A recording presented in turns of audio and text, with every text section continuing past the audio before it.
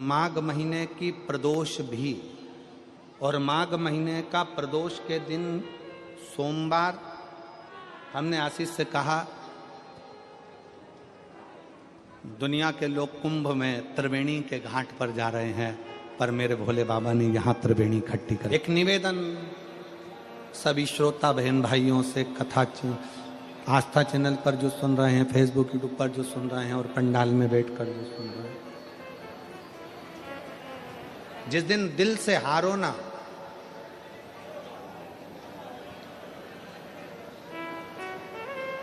थोड़ी तकलीफों में अगर घिर जाओ, तकलीफें आ जाएं, कष्ट आ जाए, तकलीफें जिस दिन तुम्हारे भीतर बहुत ज्यादा मात्रा में आ जाए, उस दिन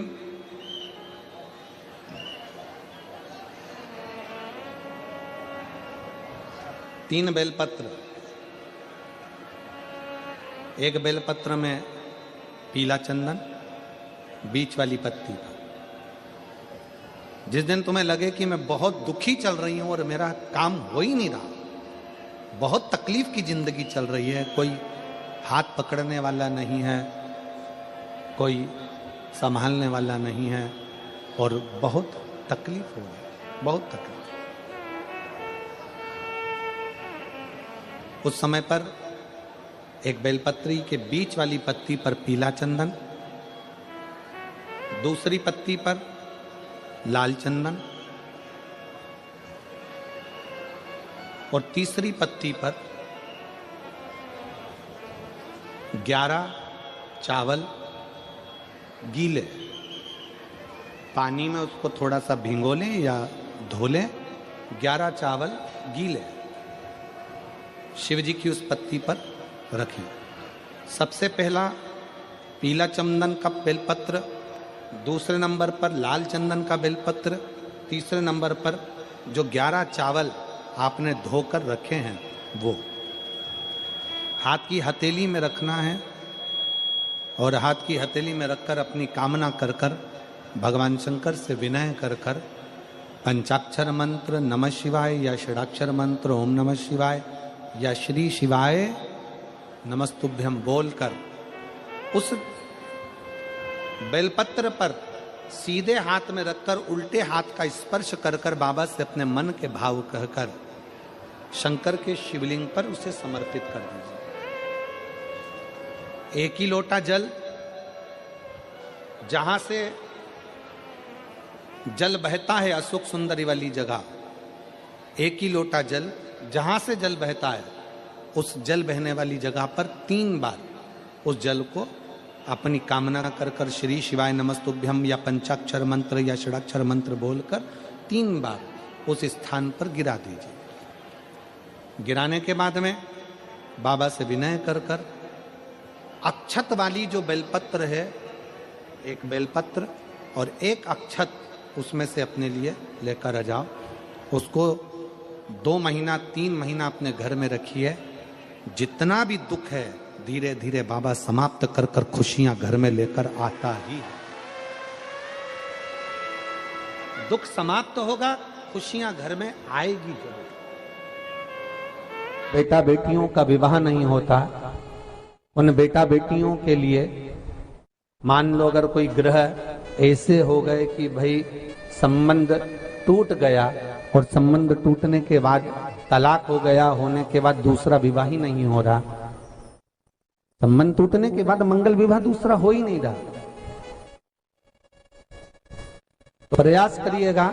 माँ जगतजननी जगदम्बा का हाथ इस तरह से रहता है, आपने दर्शन करे होंगे पार्वती मैया के शिव मंदिर में, तो पार्वती जी का हस्त कमल शंकर जी की साक्षी में हमेशा बंधा हुआ रहता है, शिव की साक्षी में। महाराज प्रदोष काल में, प्रदोष के दिन, कभी भी किसी भी प्रदोष के दिन, वैसे तो मूल है इसमें सोम प्रदोष का वर्णन, सोमवार की जो प्रदोष पड़े उसका मूलता माना गया है, पर आप प्रयास करना कि किसी भी प्रदोष के दिन जिसका तलाक हो चुका हो, जिसका संबंध खराब हो चुका हो, संबंध हो ही नहीं रहा हो वापिस से, सोम प्रदोष के दिन जहां मां जगतजननी का हस्त कमल बंधा रहता है और शंकर भगवान का शिवलिंग है। आप लोगों ने कथा सुनी होगी कि सबसे पहली यज्ञोपवीत संस्कार, सबसे पहला यज्ञोपवीत संस्कार किसका हुआ था और किसने किया था? महाराज, सबसे पहला यज्ञोपवीत माता ललिता देवी ने भगवान शंकर को यज्ञोपवीत धारण करवाया था।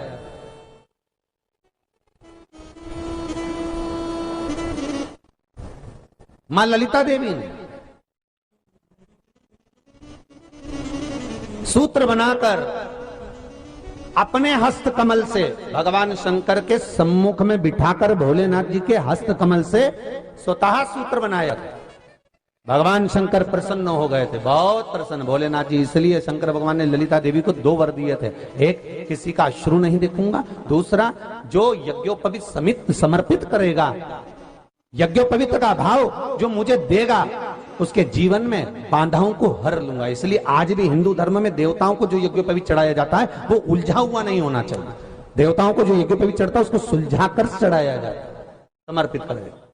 अब कई विद्वान ब्राह्मण ऐसा कैसे यज्ञोपवीत में हल्दी लगाकर छोड़वा देते हैं, परंतु वो उलझा हुआ रहता है। वो सुलझा हुआ अगर चढ़ाएगा तो जो जजमान पूजन कर रहा है, जो जजमान पूजन में लगा हुआ है, उसको पूर्ण फल की अनुभूति हो, पूर्ण फल का प्राप्ति हो और ब्राह्मण भी बंधन से मुक्त हो।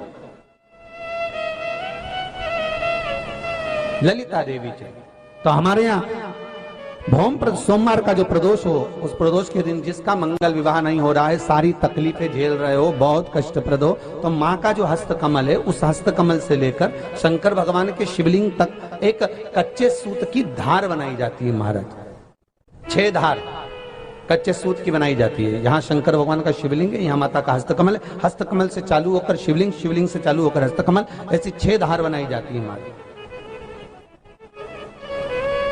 और धार बनाकर उस धार पर माखन का लेपन किया जाता है भगवान शिव को। जैसा ललिता माता ने भगवान शंकर से वर प्राप्त करा था, उसी तरह फिर उस लेपन को लगाने के बाद उसको उतारकर उसी को लपेटकर शंकर भगवान पर उसको चढ़ा दिया जाता है, मात्र अपनी मंगल विवाह की कामना कर कर। अगर कोई कुंवारी अवस्था में कर रहा है तो उसमें हल्दी लगाए, और अगर कोई शादी होने के बाद, संबंध टूटने के बाद दूसरी शादी के लिए कर रहा है तो उसमें हल्दी ना लगाए। बस इतना अंतर रहता है।